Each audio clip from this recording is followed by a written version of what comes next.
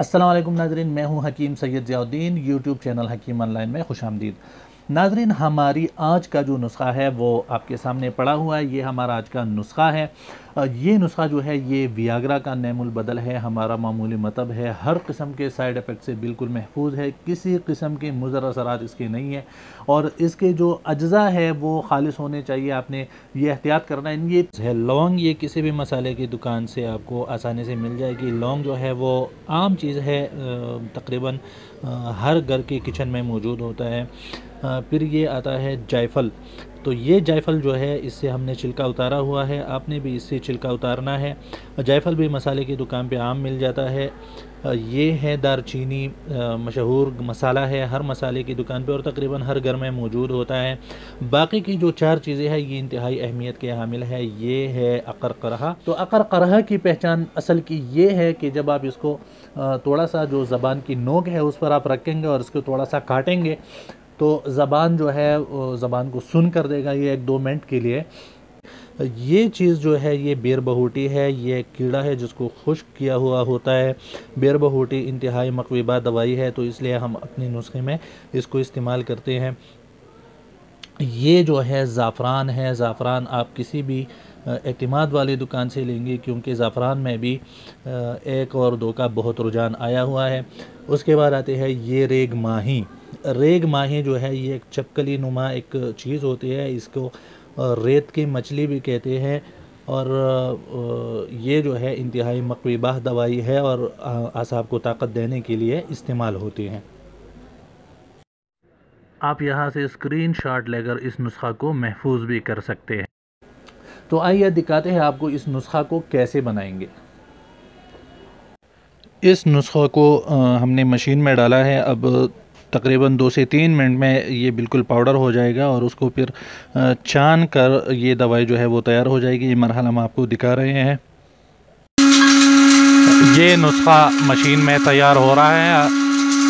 तकरीबन 2 से 3 मिनट में ये नुस्खा जो है वो तैयार हो जाएगा।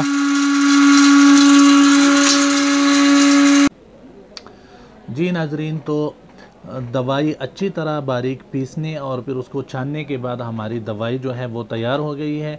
अब हम इसको इस्तेमाल करने के लिए ख़ाली कैप्सूल में भरेंगे। ये ख़ाली कैप्सूल आपको किसी भी पंसार स्टोर से बआसानी मिल जाएंगे। इसका तरीक़ा ये है कि ख़ाली कैप्सूल को खोल कर इसका जो बड़ा वाला कैप है इसमें आपने इस दवाई को इस तरह दबाना है। दवाई इसके अंदर ख़ुद ब खुद चली जाएगी। 2-3 मरतबा इस तरह दबाने से कैप्सूल जो है वो भर जाएगा और फिर दूसरे वाले कैप को इसके ऊपर बंद करना है। तो ये तरीक़ा जो है वो कैप्सूल भरने का है। हम जितने भी कैप्सूल तैयार करते हैं उसका तकरीबन यही तरीक़ा होता है। अब इन कैप्सूल को इस्तेमाल किस तरह करना है तो वो गौर से सुन ले, जहन नशीन कर ले अच्छी तरह कि अगर कमज़ोरी इंतहाई ज़्यादा हो, नामर्दी तक बात चली गई हो, तो 1 कैप्सूल सुबह, दोपहर, शाम, दिन में 3 मरतबा अपनी दूध के साथ इस्तेमाल करनी है।